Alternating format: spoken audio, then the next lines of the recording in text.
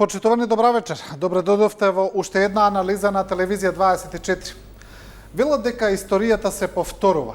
И таа изрека не може да биде поточна од она што се случува во Палестина и Израел, оние циклични судири помеѓу еврејската држава и палестинската управа таму. Повторно, од после 2014, кога таму имаше големи судири, големи насилства, повторно се разгоре конфликтот. Светот е преокупиран со сликите кои доаѓаат од појасот Газа, каде гледаме ракетирања меѓусебни на милитантното крило Хамас и на израелската држава. Светот ги гледа сите оние драматични слики кои доаѓаат таму, како се уриваат цели згради, домови, како гинат цивили на двете страни. Ние вечерва ќе зборуваме за овој конфликт, бидејќи е моментално вест број 1 во светот, но на некој начин последиците од него се прелеа и во нашата држава. Гледаме дека и македонската јавност на некој начин се подели околу овој конфликт. Има различни мислења, различни подршки за страните во конфликтот. Зошто е тоа така? Зошто се појавува како социолошки феномен? Зошто се политизира сето ова? Ќе зборуваме вечерва со нашите двајца гости. Тоа се Јасмин Реджепи, кој е аналитичар, добар познавач на овие состојби, и Ванчо Шехтански, председател на ВМРО, адвокат, исто така добар познавач на Блискиот Исток. Добар вечер. Добар ден уште. Да, добар ден на двајцата. Јас сакам како вовет еден да видиме зошто токму сега дојде до судир, зошто се разгореа насилствата сега, некако брзо се одвиваа работите како на филмска лента и сега доаѓаме до секојдневни гранатирања. Шехтански, што се случи токму сега за повторно, како што кажав, од 2014 да се разгоре конфликтот? Па вака, не само од 2014, значи ова е замрзнат конфликт 2000 години. Ова тема сега што се поставува е како децава да навиваат дали си за Барселона, дали си за Реал Мадрид, и сега значи се создава два табора каде што се коментира и се зазема страна. Меѓутоа не е така. Значи имаме случај тука каде што се гинат стотици цивили, веќе над 200 цивили, над 60 деца, значи во нормални околности тоа се воени злосторства против цивилно население. Меѓутоа тоа никој не го спомнува. И јас не можам да зазимам страна кога гинат цивили и кога гинат недолжни деца. Накратко ќе се обидам, значи како познавач на состојбите на Блискиот Исток години наназад да дадам една ретроспектива на проблемот. Зошто сега? Зошто баш сега во мај месец? Во мај месец кога граѓаните, односно муслиманите го слават Рамазан Бајрам, и мај месец кога 1948 година од страна на Обединетите нации, значи е формирана државата Израел. Зошто конкретно? Јас ќе се обидам да направам значи неутрална анализа зошто е дојдено до тоа. Значи тоа е точно овој период на празникот и на одбележување на независноста на Израел. Во 1948 година со одлука на Обединети нации, тоа е првата одлука на Обединетите нации, се формира државата Израел и државата Палестина, која што понат не се формираше тогаш, на иста територија. На иста територија, тоа е британска колонија Палестина, каде што значи на една територија се формираат две држави. Со формирањето на Израел беа доселени или вратени назад, пошто 2000 години претходно беа раселени евреите од таа ветена земја, почна со населување или враќање на еврејското население кој што најде на отпор кај арапските земји. Веќе наредниот ден од прогласувањето на 14 мај имаше од 6 арапски држави војна со Израел, која што траеше кратко, меѓутоа поинтензивна беше 1967 година, кога од страна на Египет Јордан, Сирија, значи беше нападнат Израел, и во таа војна Израел излезе како победник, значи ја заземе Газа и ја зазеде Синајската висорамнина, и Голан, така беше. Од Египет го зазема Газата, таа е енклава Газа, која што сега е проблематична, и Ерусалим фактички беше поделен град помеѓу евреите и палестинците. Палестинската ослободителна организација од 1967 година започнува со вооружена војна или интифада. Ја предводеше Јасар Арафат. Во 1988 година беше во Осло, ми се чини, во Норвешка, во Алжир, беше прогласена Палестинската независна држава, која што не беше прогласена 48 и признаена, а 1993 година беше официјално признаена од Обединените нации. Сега, на таа територија, на Блискиот Исток, каде што е државата Израел, има две области. Тоа е Газа, која што излегува на Средоземното море, и другиот дел со Ерусалим, кој што е поделен град до ден денеска, кој што фактички со главен град Рамалах, каде што е седиштето, односно територијата на независна Палестина. Меѓутоа, тие овие две области не се врзани. Палестина има околу 5 милиона жители, Израел има околу 9,5 милиона жители. Зошто сега се случи ова? Само уште една реченица ќе кажам. Палестинската ослободителна организација, додека водеше Јасар Арафат до 2004 година, беше создадена од 17 фракции.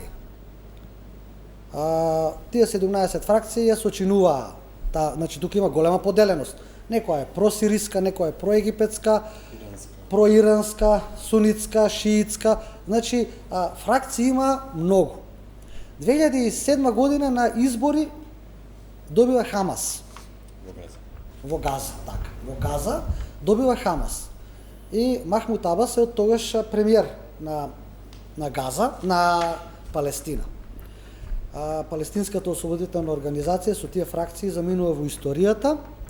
Ел Фатах како најмоćна, како најсилна фракција од таа палестинска ослободителна организација исто така заминува во историјата и настапува ерата на Хамас. Действијата на Хамас од 2007 наваму мене ми се сомнителни. Значи овие 15 години. Значи таму имаше судари 2013 и 2014 внатре меѓу фракциите во Палестина. Значи имаш проегипетско, просириско, пројорданско, проиранско, постојано има судири.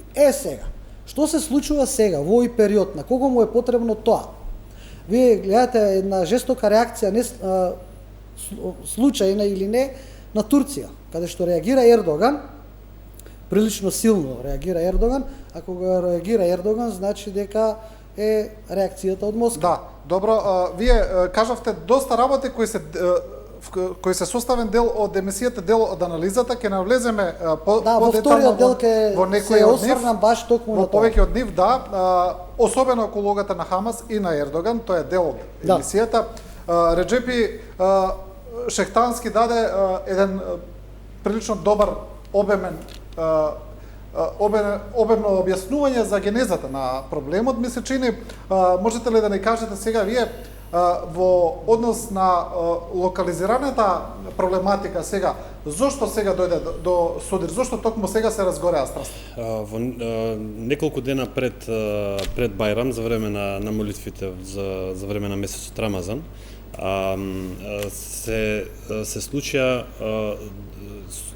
израелскиот суд донесе одлука на одредени места во стариот град, кој што е поделен на христијански, еврејски и муслимански, во делот каде што се палестинците, да им бидат одземени одредени имоти и да бидат вратени на доселениците, кои што тврдат дека се нивни, и тоа се спроведе на сила. Палестинците излегоа на протести, протестите ескалираа и се проширија скоро на секаде низ стариот град, вклучувајќи ја и светата џамија Акса.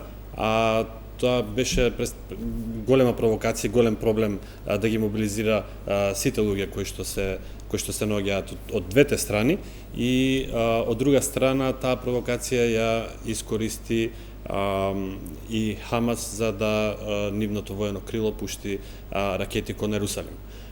Би сакал додадам еден дел дека проблемов што го спомнав со со стариот град и со одземањето на нови имоти и нови куќи е дека после таа 6-дневна, 7-дневна војна, краткотрајна војна, 67 година,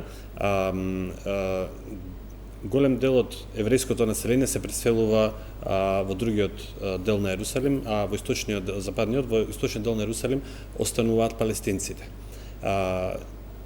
Тие кои што се одселиле евреи во западниот дел биле обештетени, им било даден имот во западен Ерусалим или пак на друго место на територија на каде што владее израелската влада. Но овој пат донесен е закон од 73 година, каде што им се дозволува по окупацијата на цела територија на Палестина да можат да го бараат својот имот и таму и на место каде што се палестинците и палестинската самоуправа, и поради тоа се случуваат овие работи каде што тие сакаат два пати да бидат обештетени, од друга страна палестинците остануваат без ништо. И така настануваат тие судири кои што ги спомнав, се случија значи во многу осетлив временски период, а од друга страна сметам дека Хамас ја искористи оваа прилика да реагира, да се покаже заштитнички од појасот Газа, да истрела ракети кон Ерусалим, што е неприфатливо за светската јавност, бидејќи тие ракети не се прецизно наведувани, паѓаат било каде, може да паднат на било каков објект, да убијат цивилно население. Потешко, но ете да ги било каков напад во светиот град, сепак ако ништо друго, палестинците би требало да покажат респект и да се потрудат нивните ракети или нивните действија да не бидат насочени кон светиот град. И тука имаше и критики нели од страна на муслиманската јавност, бидејќи има тука уште два моменти. Едниот е дека ова многу добро му дојде на Нетањаху. Претходно се соочуваше со протести, каде што требаше поради корупција да напушти позицијата. И трета работа е дека негативната реакција на Хамас во тој момент е поради тоа што тие не се способни да го заштитат населението во Газа. Појасот Газа е еден мал простор, 40 км на 10 км, живеат скоро 2 милиони луѓе, и било каква ракета која што или било какво насилство кон Израел веднаш се враќа со далеку повеќе жртви на цивилното население во Газа, а тоа е нешто што е неприфатливо за било кој човек, нели? Да, ова околу Хамас е интересно. Има анализи кои велат дека Газа, како што кажа Јасмин, е мала територија, релативно ми се чини околу 300 и нешто квадратни километри е Газа. На таа територија живее население од прилика колку што живее во Македонија, како илустрација за гледачите да видат колку е тоа густо населено. И велат, речиси е невозможно Израел да не контролира таму што се случува. И сега велат тие анализи дека всушност делувањето на Хамас, кој е дезигниран како терористичка организација од страна на САД и на Европската Унија, и неговото делување кое е де факто некои не. Не од сите, да. Некои не. Значи, реално тука да се каже посност на Хамас, значи дека Хамас е од западните земји третирана како терористичка, меѓутоа не и од Русија. Да. Сакам да кажам дека начинот на неговото делување, кое сега ние можеме да спореме, светските земји не се согласуваат дали е тероризам или не е тероризам, но има терористички елементи на делување неселективно врз цивили. Од друга страна и делувањето на израелската армија, која предизвикува многу големи цивилни жртви. Има исто аналитичари кои велат, да, израелската армија не е терористичка организација, тоа е армија на една суверена држава, легитимна армија, но начинот на делување е терористички. Сега, прашањето ми е, дали би можел Израел така да делува, така сурово, така брутално, доколку Хамас не употребува такви методи? Дали се тоа две страни на една иста паричка, ова од прилика што го кажува Реджепи, кои на некој начин си одговараат за да ги постигнат своите цели? Значи, зборувам, ајде да не зборуваме за Израел, туку за Ликуд на Бенјамин Нетањаху, како една десничарска партија, дали се Хамас и Ликуд на некој начин се надополнуваат во однос на тоа како може да делуваат и да ги постигнат своите цели. Вака, значи, секоја цивилна загуба и жртва е тешка. Таа нема име, презиме, религија и све. Прво е многу симптоматично што Израел има железна завеса, железна капија викаат, која чини околу 3 милиарди долари. Таа железна капија е на целата територија на Израел и го штити како ракетен штит од сите напади. Значи тоа Хамас го знае. Значи се што е истрелано тамо, израелската противвоздушна ракетна одбрана тоа го неутрализира во процент околу 90% од сите ракети. Сега, прво, кога тоа го знае, кога почнуваш некој таков конфликт, е симптоматично за целта. За целта, бидејќи враќањето, одговорот на израелската војска беше несразмерен. Значи, со преголема употреба на сила во тој дел. Значи, за Израел не е проблем тоа да го неутрализира местото од каде што се лансирани тие проектили, да го неутрализира за 10 минути. Тоа израелската специјална војска може да го направи во секој момент. Значи, несоодветна употреба на сила има, да, каде што се гранатира згради и цивилно население. Меѓутоа, одговорот на израелската доктрина е во тоа што секоја вика испален проектил врз цивилно население наидува на соодветен одговор. И таа е таа реакција на Израел што го прави, бидејќи првичното беше загинато 5-годишно дете. Во првичната гранатирање, првиот ден кога беше, и таа е таа реакција каде што имаше, јас ги следам збиднувањата тамо, имаше масовна реакција првиот ден и Нетањаху излезе и рече дека ќе има соодветен одговор. Значи беше погодена цивилна зграда, имаше цивилно население, неколку жртви, 8 души и едно 5-годишно дете. Тука чашата беше прелиена и беше тргната со несоодветен одговор. Меѓутоа сега да не разговараме за околу такви работи, туку да видиме зошто е причината на тоа. Да, сакаме да налеземе во мотивите, да. Причината е многу јасна. Вие имате 3 нерешени прашања на израелско-палестинските односи. Хамас се користи само по потреба. Значи Хамас не може да биде противник на Израел во никој случај. Воено, тоа е невозможно. Тоа е петата армија во свет, помоќ. Трите главни прашања се статусот на Ерусалим, статусот на камповите, што се населуваат, населеничките кампови, како ги викаат тие? Нелегалните населби. Не нелегални, туку што ги населуваат. Така Европа ги нарекува. Да. 3. И статусот на бегалците кои што палестинците бараат да бидат вратени на тие места каде што се протерани. Значи тоа се трите клучни прашања кои што треба да бидат решени и треба да има повод и причина за тоа. Статусот на Ерусалим мора да се реши. Тој од 48 година е фактички подален град, оние кампови, оние населби што ги прави Израел не во Газа, туку на Голанската висорамнина. На западниот брег, дури во самиот Ерусалим. Добро, да, меѓутоа е во Голанската висорамнина, не е во Газа. Значи во Газа нема населби кои што се градат за населување. 2007-2006. Значи, принципот на Израел за Газа е тргнат пред 15 години и таму нема израелски населби направење. Значи Газа е завршена работа, како Газа, како енклава. Значи останате оној дел на Синајската висорамнина. На западниот брег. Западниот брег, да. Значи во тој дел, треба да се реши тој статус. Тоа јас верувам дека 99% од луѓето не го знаат проблемот и географски немаат представа каде се наоѓа тоа на карта. Значи тоа е оддалеченост со 300 километри од Газа до Рамалах. Значи тоа е голема дистанца, скоро како од тука до Солун, каде што не е поврзана. Значи таа палестинска територија не е поврзана и тука доаѓа до тоа каде што овие израелски населби што се мора да добијат соодветно решение и тоа е веројатно поголема игра за да се реши сега.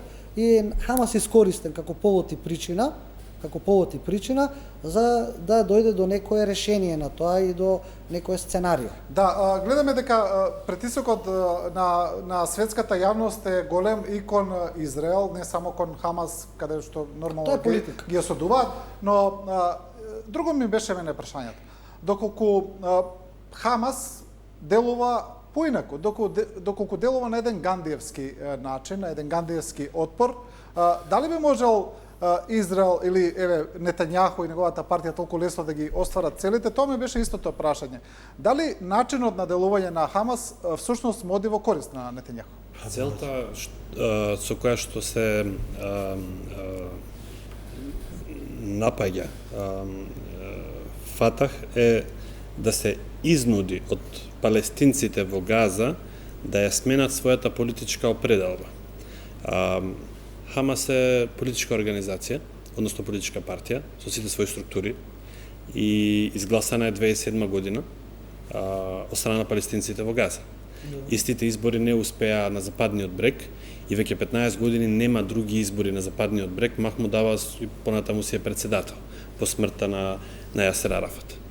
И на Израел повеќе му одговара и целта на нападите е луѓето да ја сменат политиката, да сменат страната, да изгласаат во Газа да биде Фатах, а не да не постои како што е во моментот, за да можат со нив да разговарат. Бидејќи иако сепак и Хамас и Фатах се сложуваат на тоа да разговараат со Израел за враќање на териториите од 67 година, каде што има поголема територија и областа Газа, и Западниот брег, но и израелските, односно еврејските доселеници да ги напуштат тие места, колонии кои што ги создале на таа територија. Трите прашања. Да.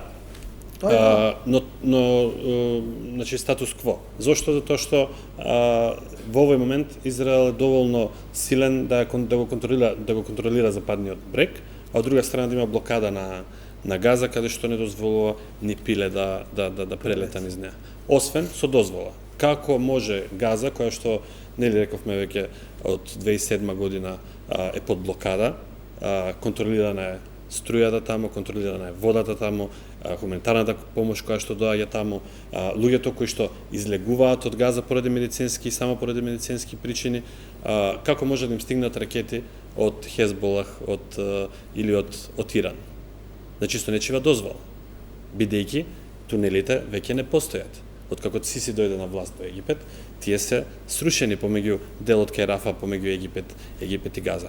Значи, има нека поголема политика за која што, како што претходно има впишано за време на почетокот на овие немири, палестинците се жртви на своите неспособни политички лидери, од друга страна и на своите неспособни соседи, кои што не можат да изнудат одговор и решение за мир. Сакаат да ги поделат. Значи, Палестина... Затоа и 48 година не е прогласена Палестина како одговор на прогласувањето на... Арапските држави вршат анексија на Палестина, која требало 48 да биде прогласена за држава. Египет влегува во Газа, Јордан влегува во Голанд, Синај влегува Сирија, и значи тоа е тој проблем. Значи, арапскиот свет е против Палестина. И сега не може ние Скопје да личи на Карачи и да се оди тука по верска основа, дека има тука верски конфликт. Нема. Значи тука има арапскиот свет е против независна држава Палестина. Додека беше Јасер Арафат, тој водеше, значи, една обединителна политика и направи палестинска држава. Меѓутоа, Фатах не може, значи Ел Фатах не е таа политичка генеза, ја нема од ПЛО за да излезе и за да биде фактор кај палестинците. Од 2007 таму нема избори, што кажа. И тука проблемот на Махмуд Абас, проблемот сега што беше е губењето на власта во Палестина. И на него тоа му дојде како добре дојде за овој конфликт за да задржи позицијата. 14 години нема избори. И на него и на Нетањаху. Да, добро, ќе се вратиме на анализите на регионот и пошироко на геостратегијата околу Израел и Палестина. Ајде малку да видиме кај нас. Интересни се реакциите кај нас во однос на овој проблем. Значи имаме и официјални реакции од влада, имаме од политички партии, Ставот на владата, по мене, вие ќе си кажете ваше мислење, ми се чини дека на некој начин е избалансиран, значи вели дека Израел има право да се брани, но треба да се внимава на цивилни жртви. Од друга страна, ставот на председателот на ВМРО ДПМН Христијан Мицковски е едностран во корист на Израел. Имаме став на лидерот на Левица Димитар Апасиев, кој излезе во собрание со палестински шал, нели во духот на левицата која традиционално ги поддржува палестинците. Сега јас сакам прво вас да ве прашам за вовид, треба ли нашите политички елити да завземаат страна во овој конфликт, да кажуваат став, бидејќи може би треба, може би не треба, не знам, се работи за нешто што не е блиску до нас, не е директно баш поврзано и сакам прво да го слушам вашето мислење за тоа. Апсолутно не. Значи, министерот за надворешни работи излегува со поддршка за палестинците, ВМРО ДПМН излегува со поддршка за Израел. Јас мислам дека ова што сега го зборувам тука за генезата на овој проблем, они поима немаат, врска немаат и едноставно е ова тука што се случува подгревање на некакви верски проблеми што немаат врска. Ова е контролиран инцидент. Контролиран инцидент за решавање на овие три прашања тука. И тука нема што да се кажува и да се измислува топла вода или да се дава симпатии на овој или на оној. Целиот проблем е тука што за решавање на оваа политичка ситуација има цивилни жртви. И тоа е најстрашното. Значи има над 60 деца загинати во нечии игри тука. Во нечии игри за кои што не треба да се зборува.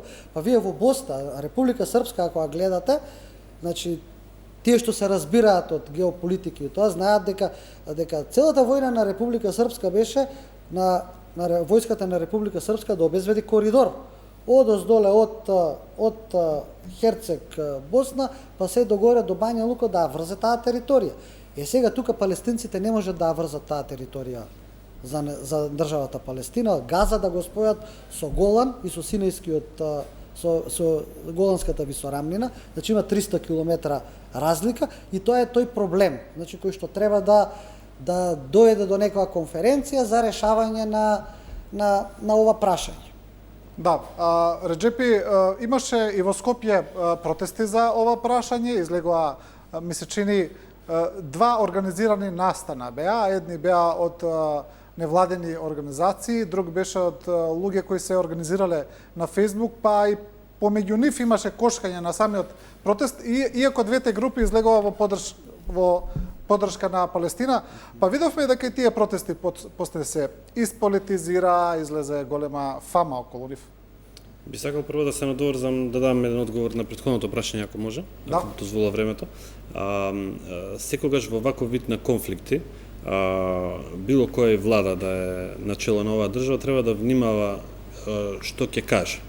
Прво треба да следи надворешната политика на Европската унија, а од друга страна треба да ги гледа работите реално и праведно. Изјавата на премиерот беше балансирана, освен моментот каде што нели зборува дека постои антисемитизам, значи два семитски народи кои што се завојувани, тука нема простор за антисемитизам, посебно кога во целиот свет имаме протести каде што самите евреи излегуваат и протестираат против овој конфликт. Некои луѓе тоа не го разбираат дека антисемитизмот во овој случај не важи, бидејќи двата народа се семитски, да. Значи антисемитизмот се користи во друга прилика. Тоа е еден проблем. Другиот проблем е, замислете, поддржувате земја која што окупира одредена територија, негира одреден народ, ги истерува од своите домови, негира нивната традиција, нивната култура, нивната историја. Зарем тоа не им се случуваше на егејците? Зарем тоа не е случајно на поголемиот дел од македонската, од територијата на географска Македонија? Како после очекуваме ние светот да го разбере нашиот проблем со соседите? Тогаш треба не само да се менува името, туку треба што да подклекнеме, да се сменува и јазикот и историјата и се што ќе не биде ставено на маса.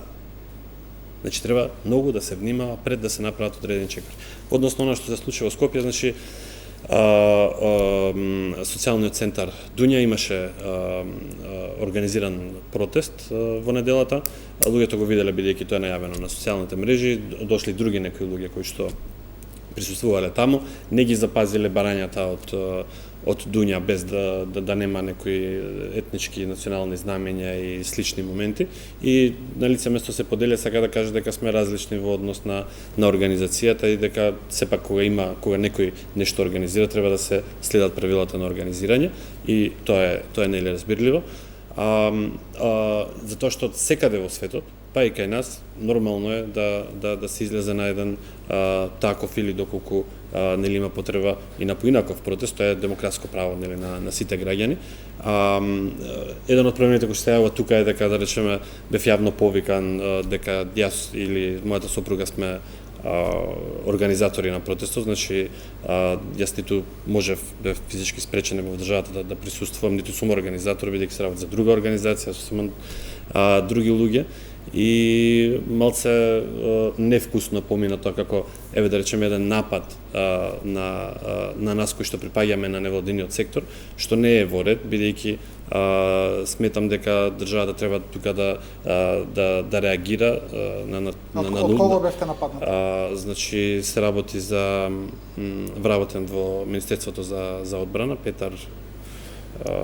Вие зборувате за тие на Фейсбук обраќањата на Петар. Значи човекот има висока функција во Министерството, а од друга страна пишува клевети, невистини, шири говор на омраза, значи такво нешто баравме да биде спречено. Не само кон нас лично, имаше и коментари кон ромската заедница, при што нели ромските организации исто така реагира, затоа што не сме некое прашање на Блискиот Исток или било каде во светот да влие и негативно во односите меѓу заедниците во Република Северна Македонија, и поради тие причина сите тие кои што излегува така јавно, ние им пуштивме допис за тужба, бидејќи не може невладиниот сектор туку така да биде етикетиран на било кој начин.